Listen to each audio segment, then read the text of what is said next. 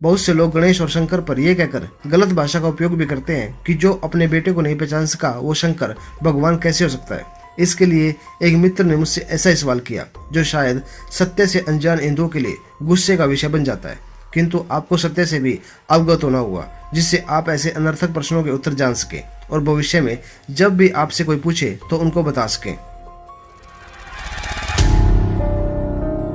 जब गणेश का सर काटा गया उस समय गणेश ने अपनी माता के कहे अनुसार अपने कर्तव्य का पालन किया, परंतु उस समय गणेश को अपनी क्षमता और शक्ति पर अहंकार था। उसको माता शक्ति ने अपने शरीर के हल्दी चंदन के अंश से बनाया था। जिस शक्ति और शिव के तप और संतुलन से आकाश गंगाएं अपनी दूरी पर केंद्रित रहती है वो सबसे बलशाली है। और जब शंकर जी कैलाश आए तब शंकर जी को अपने अहंकार के वश में होने के कारणवश गणेश के द्वारा अभद्र व्यवहार हुआ, जो उस समय एक बहुत ही चिंता का विषय थी, क्योंकि जो स्वयं में इतनी शक्ति का अलौकिक सूत्र होने के बाद भी अपने अहंकार के कारण शंकर के उस रूप को न पहचानता हो, तब नंदी और बाकी शिव गणों ने गणेश को शिव का रास्ता रोकने से मना किया। तब भी गणेश ने अपने अहंकार के कारण रास्ते से हटने के बजाय शिव गणों को यह कहकर ललकारा कि अगर आप में शक्ति है तो मुझे हटाकर दिखाओ, और गणेश ने सभी शिवगणों को परास्त कर दिया था। उसके पश्चात इतने सारे शिवगणों को परास्त करने के कारण गणेश में अहंकार और बढ़ गया। वे सोचने लगे कि जब इतने सारे शिव भक्त खुद सब मिलकर भी मुझे नहीं हटा पाए तो मुझसे बड़ा बलशाली और कोई नहीं, जिस कारण शंकर जी को गणेश का अहंकार तोड़ने हेतु उनसे युद्ध करना पड़ा। और गणेश के धड़ से उनके सर को अलग करके उन्हें यह बताया कि शक्ति के शरीर में जन्मा बालक बहुत बलशाली है, किंतु उसके अहंकार को नष्ट करना अति आवश्यक है, क्योंकि अहंकार सभी नाशों का जनक होता है। और जब पार्वती के पुनः आग्रह पर शंकर जी ने गणेश को पुनः जीवित करने का निर्णय इसलिए लिया क्योंकि पार्वती एक पूर्ण स्त्री थी,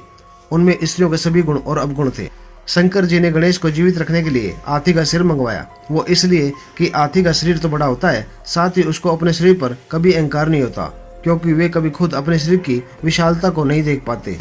और उसकी आंखें छोटी होने के कारण बाकी सृष्टि उसको हमेशा दृष्टि में बड़ी ही दिखाई देती है, जो उसके अहंकारहीन होने का सबसे बड़ा कारण है। लेकिन अब सवाल यह था कि गणेश एक बालक है और गणेश को एक बालक का ही सिर लगाया जा सकता है, और उन्होंने एक हाथी के बच्चे को लाने के लिए अपने गणों को भेजा और यह भी बताया कि जो नवजात हाथी अपनी माँ के साथ लेटा हो पर उसकी माँ उसकी तरफ पीट करके लेटी हो, उसी हाथी के सिर को लाना है।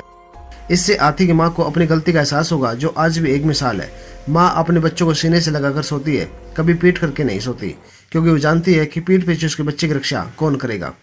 जब गणेश को हाथी का सिर लगाया गया तब वो जीवित हुए और उनके शरीर पर हाथी का सिर होने के साथ उनका अहंकार क्षीण हो गया। और पार्वती के आग्रह पर सभी देवताओं ने उनको आशीर्वाद भी दिया कि वे सदैव अपने ऊपर अहंकार ना करें और हमेशा ये सोच कर रहें कि उनके पास जितनी शक्तियां हैं वे सभी देवताओं के कारण है।